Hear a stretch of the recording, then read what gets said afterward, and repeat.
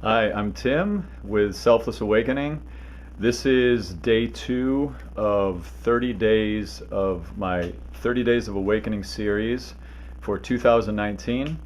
Yeah, this is exciting. I did a video yesterday talking about that deep bliss place in meditation. And today what came to me was to talk about the idea of, should you combine your passion with your career? You know, there's a lot of feeling in our society, kind of an assumption about that, and so I want to talk about that a little bit, that topic, okay? So what I'm doing with these live, I'm doing a video. If you're connecting with me on YouTube, I'm doing a live Instagram video right now as I'm doing this video, and so then I'm posting, the video on YouTube after that. So there will be a little interaction maybe with some people about the topic, but yeah, it's exciting. So if you're connecting on Instagram, hello, leave comments. So today I want to talk about this idea of, should we combine our passion with our careers, which I think is a very interesting topic. I was watching an interview with Cal Newport, who is a writer, MIT guy, Georgetown professor, really smart dude. And he was talking about how he doesn't feel that we should combine our passions with our careers, that's not the thing that actually gives someone fulfillment in career pursuits. And so there's a little thing that I'm going to read right now where it talks about this passion, how he feels the passion hypothesis, the following your passion hypothesis, is flawed. This was an article I found online, crossover at medium.com, crossovercast, I don't know. Well, maybe I'll put the link down below if you're connecting with me on YouTube. So with this idea of whether or not to follow your passion with your career, here's what he says. He says, most people don't have a passion that easily supports a career choice. That's one of his big points as to why following your passion is a flawed idea in the world of pursuing career stuff. He says, in this one Canadian university, they did a survey, and in this Canadian university, in 84% of people were able to identify their passions, which is cool. So that's interesting that 84% of people know what they love to do. And he goes on to say, but 96% of the areas identified were sports and arts related, like dance, hockey, skiing, reading, swimming, etc. Only 4% of the passions, only 4% of the people had a clear idea that their passion was connected with their career. So isn't that interesting? Let's look at that for a minute. Most people have passions in things that this guy Cal Newport is arguing are not career sustainable, like sports and arts. And I just want to step back and look at that for a minute. Isn't that interesting that the thing that we all love to do, specific things, we like to do creative things and sports things. It's very interesting. That says something about, it says two things for me. Number one, it says that we are clear about knowing that there are things we enjoy doing, and we have ideas about what those things are. Number two, it says our society is not built up in the right way to support us to be able to do the things we all want to do. If this study says 84% of people were able to identify a passion, and 96% of those things they were passionate about were arts related things or creative things or sports type things, that really says something very interesting about how off we are in our culture. No one said in their passions, no one said in there what they're passionate about. I want to sit in an office for 50 hours writing emails or staring at a computer screen. Nobody said that that was the passion they were setting out for. So I find it very interesting that a lot of us are spending the majority of our times doing things we're not passionate about. That seems to be a life off track, you know. So that's one interesting comment, one interesting thing that I found from this idea of should you combine your passion with your career, and Cal Newport's argument of, you know, he says that we don't bother following your passion with your career because it's not a sustainable because most of the areas identified are not viable career paths. So I take that as a little more zoomed out thing, that what would it look like if down the road, just think about this, as we evolve, as we continue to awaken and step out of these automated ways of thinking, as we continue to step out of these pursuits of thinking that our happiness is in material possessions and, you know, these kinds of things, that imagine that we spend most of our time doing things we love to do. Imagine if in the future, as we grow and as consciousness evolves, imagine us getting to a place where people are spending most of their time doing things they're actually passionate about, you know. Right now, this guy is making an argument that, you know, don't pursue a career in the things you're passionate about because they can't support a career. What would it look like in the future if everyone stayed artists from when they're kids, and everyone stayed in sports all the way through their life? Like, imagine if that's what we mostly did, was we were creative and we played. You know, that's what it tells us. That's what I love about this study. It's very interesting. It tells us that we want to be like kids even when we're not kids anymore. You know, if 96% of people, when they talk about their passions, are talking about skiing, hockey, building things, dancing, acting, stuff like that, that really tells us that we have a new way of living that's coming soon that is going to be in alignment with supporting these things. Once we get out of this quest of happiness is a house, happiness is this car, happiness is, you know, being able to go to Ibiza for vacations and things like that and partying all the time. You know, it's not that. However, I do want to say this. Most of the country is living in, or most of the world is living in poverty right now. So that throws a whole different thing into this conversation if we really think about it that way. Because when we don't, you know, the idea of Maslow's hierarchy, when we're poor, it's hard to be moral, you know, and it's like, as you know, if you're once you get to a place where you're able to support yourself and you're able to put a roof over your head, you're able to have consistent food coming, and you're really not in a fear of starvation type of a place, which there are a lot of people still in the world that are in that state. You know, if you're not yet in a place where you feel like you can support yourself and take care of yourself, then forget passions, forget everything else. It comes down at that point to this idea of survival, right? It comes down to this idea of, I need to get food on the table. I need to keep this body alive so I can maybe in the future have a chance to follow passions or enjoy life, you know? So I'm not really speaking to someone who's in that place right now. And if you're in that place, then I think the next real pursuit is it's survival. It's taking care of yourself. It's all of the focus of attention is best spent there. But once we get to a place where we're even living paycheck to paycheck is still living and it's still supporting yourself, you know. In a perfect world, we want to get to a place where we're not doing our day-to-day paycheck to paycheck grinding it out, but we're living in a way that we feel does create the opportunities for us to do things we're passionate about, you know. So coming back around to this topic of following your passion and then making it your career, I guess my feelings on that are,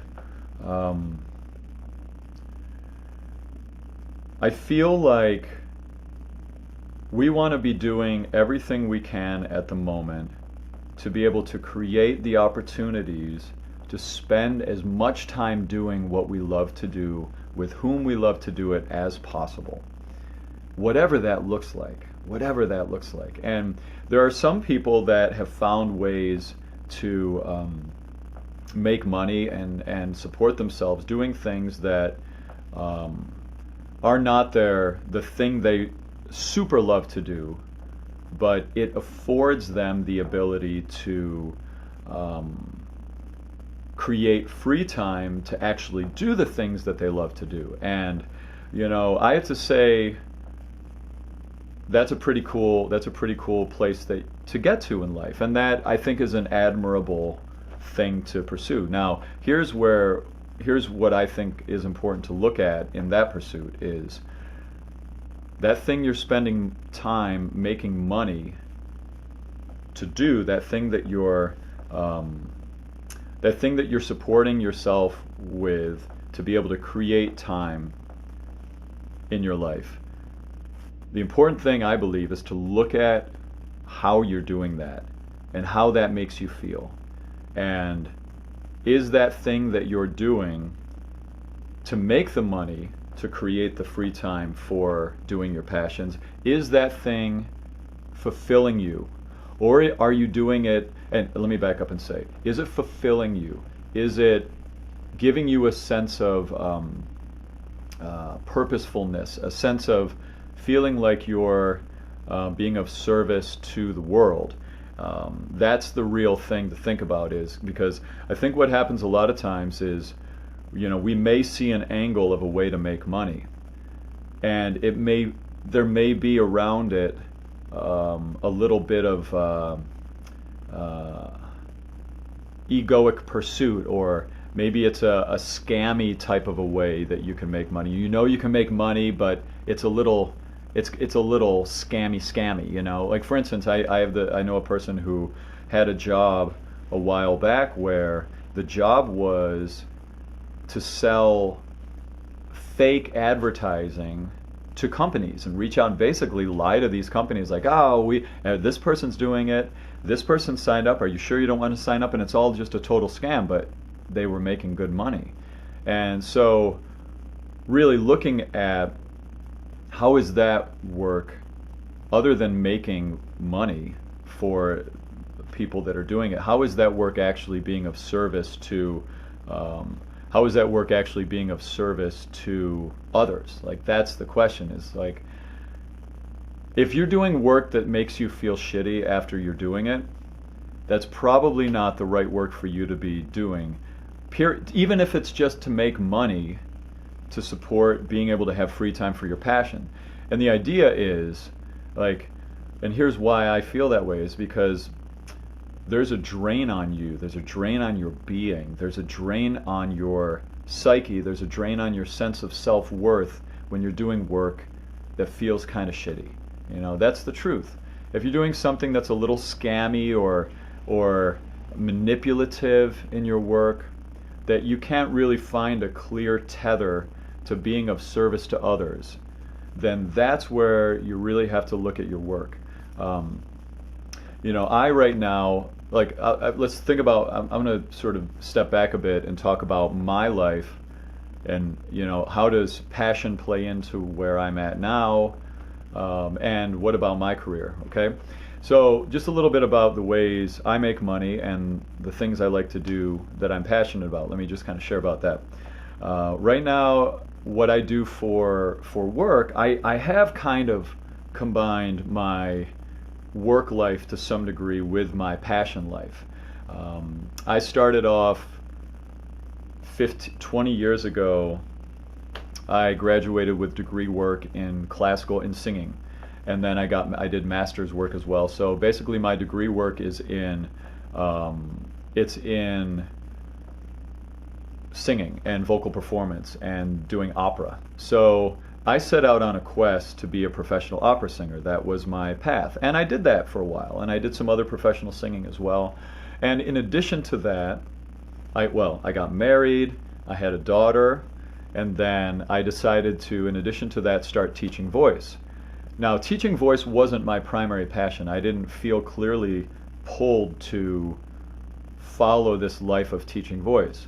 But it was pretty close to the thing I was really passionate about at the time, which was singing my face off. Like, I love doing that. And so teaching voice for me was very close to my passion.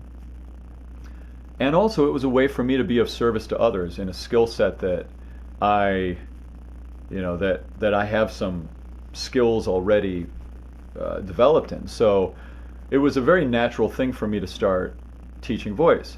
I realized, down the road as I started to teach, that I was getting really fulfilled by being able to be of service to others. And I would notice sometimes, like if I was in a funk, I was able to easily step out of my funk once I started teaching. And I would work with someone, and then whatever was bothering me before I gave the voice lesson wasn't bothering me anymore. Or I would look at it from a different place, and it's like, oh, I see a solution differently there, And so I kind of took what I was passionate about and found a way to be of service to others and stay close to that passion. And then what's really cool about that is my passion for singing started to fuel my skill that I'm of service to others with. You know what I'm saying? And I feel like this is the great setup to have. If you can get to a place where you have something you're passionate about, you get really good at it, and then you help others do it. That's really, I feel like that's an awesome path. So, and that's an awesome life. I mean, I feel very fulfilled in my life. And I don't think that necessarily needs to be the path for everyone, but I have to say that's a great path. And I think that if we all had this pursuit to figure out what we're passionate about and then get really good at it, and then try to help others get good at it, like that kind of apprentice style living, that sounds to me like a pretty good way to go. And according to Cal Newport here, I'm not sure that's in alignment with what he's saying. He basically, he's saying that the things people are passionate about are not viable ways to support yourself. And it may be true. Like, maybe it's hard to, everybody can't be a professional dancer. I kind of feel like, hello, how's it going? I'm talking about passion right now and whether you should make it your career. That's the topic at hand. If you guys have anything to chime in about this topic, please feel free, okay? Leave a comment. So, in this article, Cal Newport, he's talking about dance, hockey, skiing, reading, swimming. Like, most people can't make a living doing these things. That may be true at the moment, but imagine a future where that isn't true. But let's come back to the real world for a minute. You can make careers, though. Like, let's say dance was your passion. Get really good at dancing as much as you can, and then maybe you can start heading in that direction. Maybe you start seeing if you can get good enough to teach a little class on the side at some studio. That's a way to start generating a little income. And let's say you start getting really good at that. Like, that's basically what I did. I got really good at singing, and then I got really good at teaching singing. And now the whole next stage of my career is I'm getting to a place where now I'm training other people to teach singing. So I've got this whole other, like, what's cool about passion is it does change over your life, I believe. Like, the things that I'm into now are not necessarily the things I'm into as much in the past, right? And I think that's totally normal. And now I have a passion, like I have this new passion over the last few years that's grown, that's come out of me playing with this idea of doing my passion and helping other people learn how to do that thing I'm passionate about. What happened is my passion morphed, and now I have a business. Like, I have a business that's growing where I'm training instructors on how to teach sing. I'm turning singers into vocal instructors, and it's growing. Like, we have a bunch of instructors now in the program, and that's a whole nother level of joy. This idea of growing a business is a passion of mine now, which is a new passion which has been born. So You know, when I think about passion, I think that it almost becomes a little bit of a loaded term sometimes, and that it's like you have to, like, we have this expectation inside of ourselves that our passion needs to be the same thing for our whole life. Like, I'm an astronaut, or I'm a classical pianist, you know. Maybe classical piano fueled your, you know, your flames for years and years, and now you love gardening. You know, it's like sometimes passions will shift, sometimes they'll move. So I guess back to this idea of, you know, I'm kind of just playing with this idea right now, as I like to explore people that are talking about things in different ways than I do. It helps me understand better how to frame things to be of service to others. And this idea of that Cal Newport's talking about, of don't follow your passion for your career, that's just, you know, that's it, meaning that that's not what makes people happy.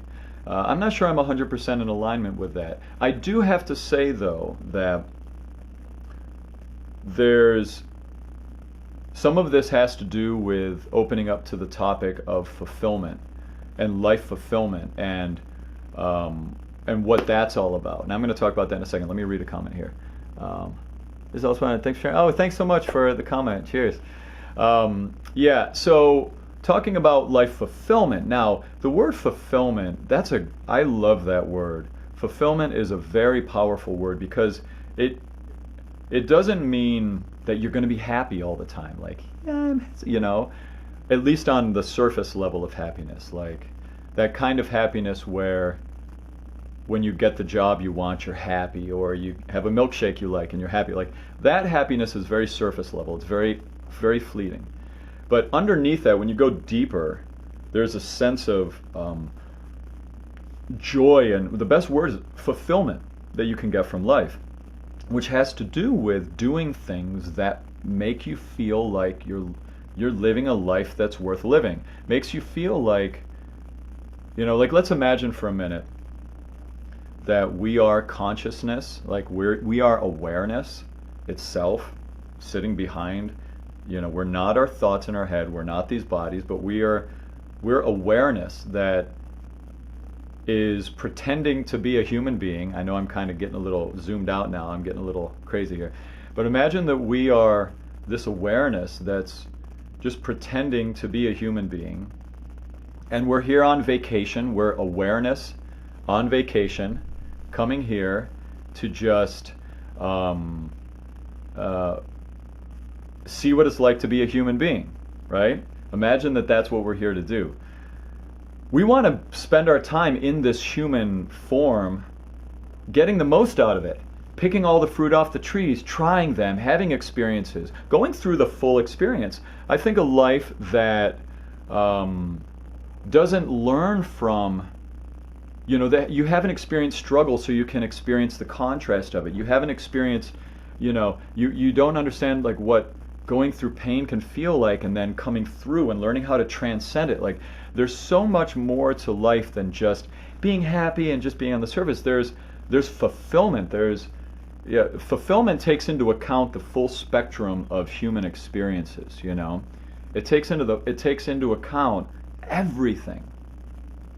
And I think that having a fulfilling life is more important than having what is perceived to be a happy life, you know.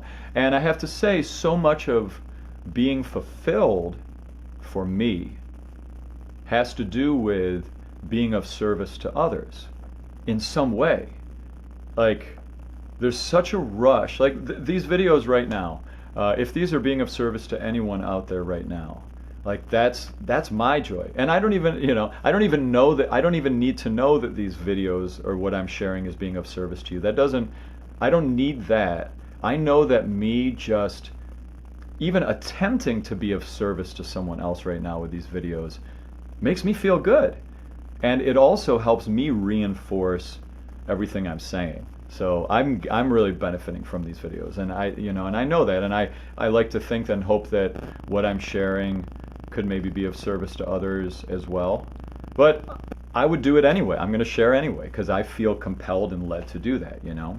So I do believe it's important to have a life that's fulfilling. And I think that what's realistic for a lot of people right now, if we zoom in, let's get really grounded. I think what's realistic for a lot of people right now is to focus on finding a work that, if you're not quite 100% sure about your passion right now, or you're just waking up to this idea of, oh man, I don't even know, like I've got this job, let's say I'm working at a bank, and I don't, it's not something I love to do, but the people I work with are okay, but what am I passionate about? And then you start realizing, wait a minute, I'm not doing what I'm passionate about. Like, what do you do?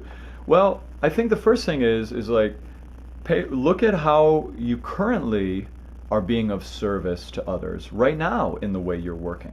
Because for the most part, every work you can think of, if you look at it correctly, every job you have, you can find a way to make yourself feel good about being of service to others. Let's say that person working at the bank, they're a teller at the bank. That's a job that you're being of service to people. Like, money is a part of our culture, part of our society right now. Somebody's got to handle these transactions until it's all done online, and that's that's a job where you get to genuinely be of service. So it's about actually, first of all, reframing the way you think about your work. Because if we think about our work from a place of, I'm not doing what I love to do, I hate what I do, you're going to continue to, because of your focus, manifest more work after this job that you still don't love to do. So a big part of being fulfilled with what we're doing is finding a way and being creative at how to look at how we're already being truly of service to others in the ways that we're making money. And that banker, the person who's got the job at the bank, you're being of service to people. Like, every day someone comes in, you're helping them. You're helping them make a transactions with their money. You're helping them make their lives easier. You can help them feel good about themselves by tending to your state of being and being fully present to them. There's a lot of joy you can get from doing things that may not seem immediately like fulfilling jobs. And then you start looking at that fulfillment. And then what you can do from there, if you're the person working at the bank, you can start opening your mind up to the idea of, how can I be more of service to others? Like, what am I good at being of service to others doing? Like, how could I be most of service to others? Like, well, I love to talk to people. Okay, well, what kind of work could I do where I talk to people? Well, I love to work with my hands. Well, what kind of work could I do to be of service to others where I get to work with my hands? Like, and this doesn't necessarily even have to be things you're passionate about.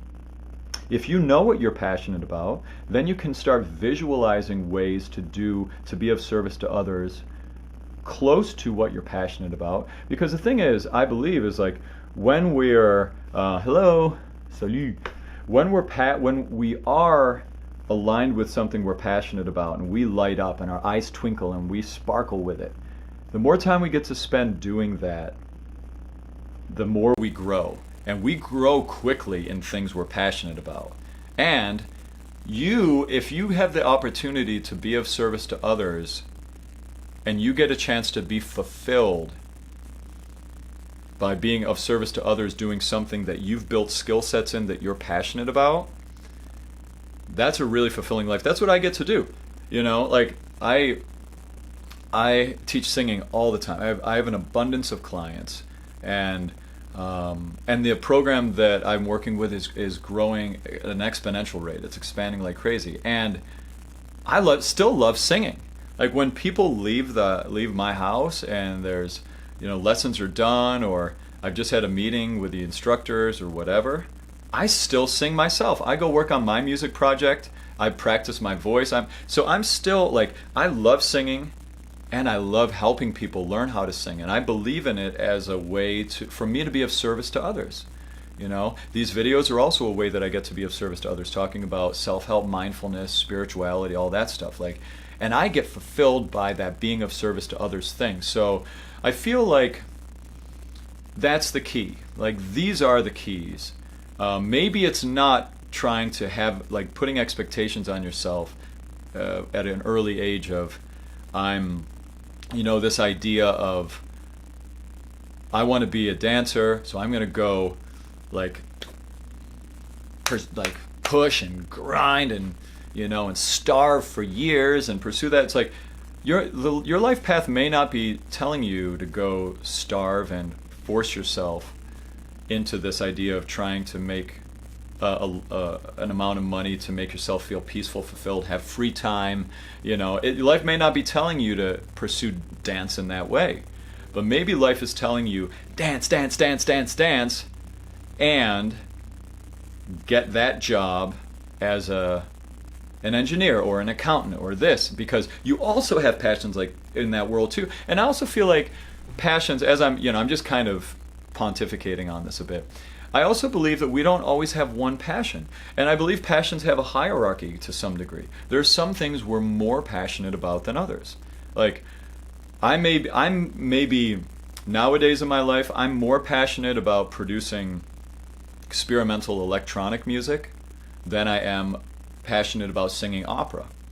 I still am passionate about singing opera, but if I've got a few hours to kill, I'm be more likely to go turn on the electronic music and jam and do some cool music than sing an opera aria. And that's just where I'm at right now, But there are hierarchies of priorities, and sometimes we have a few things that we really love. Sometimes we have a few things that we really care about. And so we can have multiple passions, Maybe we have time. We don't try to make any money from our primary passion. And our secondary, maybe not even our primary or our secondary passion, but our third passion down, which is maybe you're a vet, maybe you you love animals and you're an incredible animal doctor. That's not your top priority is kayaking and being in the Colorado River kayaking, but your third passion down is helping animals. And it's like, maybe that one is the one that is where you get the support for your career, your money, you get life fulfillment from. And then maybe what you're doing with that is like, that's a third passion down, but then you say you have a lot of free time now for the primary passions, and you don't have to put the pressure of making money on the thing that you're passionate about, So yeah, that's it. I guess the idea is, we want to spend as much time doing what we love to do as possible, and I believe that that's what we're here to do.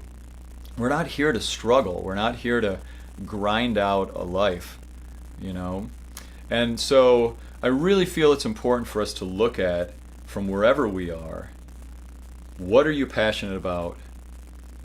Get super good at that. Like, that's the key. Is like, get crazy good at what you're passionate about by keeping doing it. Get super good at that. See if you can find a way to be of service to others with that passion. Big fulfillment comes from that. See if you can combine making some money with that. Ooh, that's a good one. And then from there, look at other things you love to do and find the thing you're the most passionate about that actually can make you money. And then consider that. And then that will be the thing that you really have a big expansion in being of service to others, and then you save room for other things you're passionate about. So that's kind of where I come to with it. And last thing I'll say, I just want to zoom out before I close on this topic. If you have anything to say about it, let me know. But last thing I'll say is, if you're unclear about what your passion is or what you're passionate about, or you're unclear about what to do for money stuff, this is where your inner practice is so important. This is where you're taking time and being still and learning how to listen to yourself is super important. This is where meditating, sit in a room, hide your phone, and just sit quiet and ask yourself questions. Ask into that void of space questions like, space, universe, life. What would fill me with the most joy? What would be the most fulfilling thing I can do with my time here? And just wait and listen. And if you don't get an answer right in that moment, just leave the question hanging for the day. Leave the question hanging for the week. Write it on a sticky note, stick it on your mirror. Universe, what am I passionate about? Universe, where can I get my life fulfillment? And just let it hang. And what will happen is, you're going to have some ideas. You're going to have some intuitive things pop in your mind when you ask these questions. It may not be in the timing that you want it to be, but what will happen is you'll have a revelatory idea. Oprah calls them aha moments. But and what an aha moment is, or a revelatory idea is basically it's this, you're having an experience and all of a sudden an idea comes in and you go, oh, and you feel maybe a little lightness, you feel an openness in your chest, you feel like a little, holy shit, that was a great idea. Like, that's what I need to do. Like, that, when you open up to receive great ideas, they'll come to you. But you can't force a great idea. You have to get into a receptive mode for great ideas. And a lot of that has to do with, well, this is where it gets all deep. I've been very zoomed in today on like real world stuff, but now I'm going to zoom out. This is where you're learning how to identify with yourself as the non-physical awareness inside of yourself that's always constant, that's not the voice in the head, that's not your body, but you're just the witness to all things. When you learn how to identify with that, that's going to be where you really learn about what to do with your life. That's where the highest ideas, that's where the most genius ideas can come into you, is in this receptive mode. So if you're not sure what to do for work, get really still and get quiet and ask yourself, look at your priority, look at your passions, prioritize them. Can you make money from any of them? Start there. That's a good place to start. And if you can't make any money from anything that you're passionate about doing, find something that maybe you're good at that you're not passionate about, where you can be of service to others, because that being of service to others is going to fulfill you. It's going to make you feel so good, and you're going to get a charge from that purposefulness that we get from being, because we are societal beings. Like, that's what we are. We're plugged into one another. Think about it. In prison, what's the worst punishment that you can give a prisoner in prison? It's not being bunked with the craziest person in prison and getting beat up, and that's not the worst punishment. The worst punishment is solitary confinement. It's being isolated and cast out, being alone. That's being not purposeful, not plugged into society. That's the worst punishment that you can give a prisoner. Isn't that interesting? So we are built to be plugged into one another. We are one in that way. We need each other. And since we need each other, we all have a way to be of service to somebody out there. We all have a way to be of service to each other. And we all and that can be so many different things. So if you don't have any way to see the combining of what you're passionate about with making money, then find a way to make money that you're at least helping other people. And there you're going to get the joy from that. And then you can take all those big piles of money and take lots of vacations and go on your ski trips and go, build your tree forts, or run around in the jungle, do whatever you want to do in the jungle. I don't know, It's like, so that's my take on this whole topic. I was kind of working it out on camera, but wow, I talked for 38 minutes. I can't believe that I can talk so long about this stuff. All right, well, we're going to leave it there. I think that's a long enough video for today. So yeah, see, now I get to feel the buzz of purposefulness that I feel good about having done my second day of 30 Days of Awakening. These videos, again, I'm going to post this video in a higher quality because I have the camera set up right behind me that I shoot YouTube videos with. So I'm going to be posting that on the YouTube channel, Selfless Awakening. So if you want to check it out there and hear the whole thing, you can, okay? But I'll be doing these every day for 30 days where I'm just going to get on camera, I meditate in the morning, and I ask the universe, what would you have me talk about where I can be of service to others?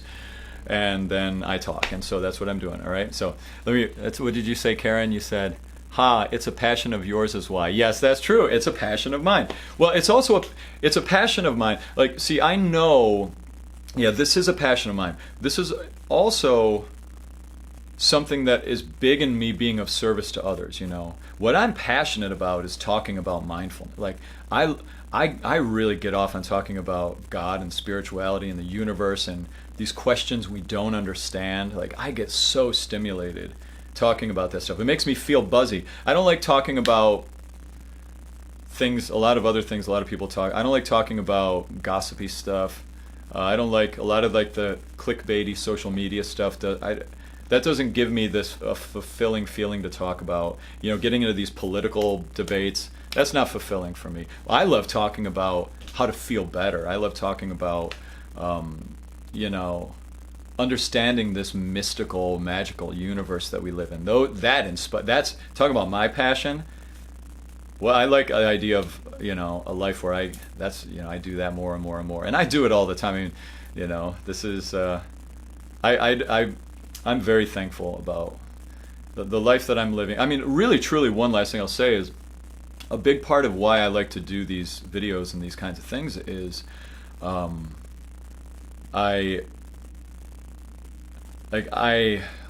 forgot, actually, I just forgot what I was going to say. Okay, I think that's time. I think my brain's done. What I was going to say was, like, it's, you know, I feel that I get the benefit of these talks, you know, a lot. Like, I really get the rush of being a conduit for this stuff. And it helps wire me more, you know, it helps wire my brain more. That's really it. So, anyway, all right. What a weird medium this is to talk in.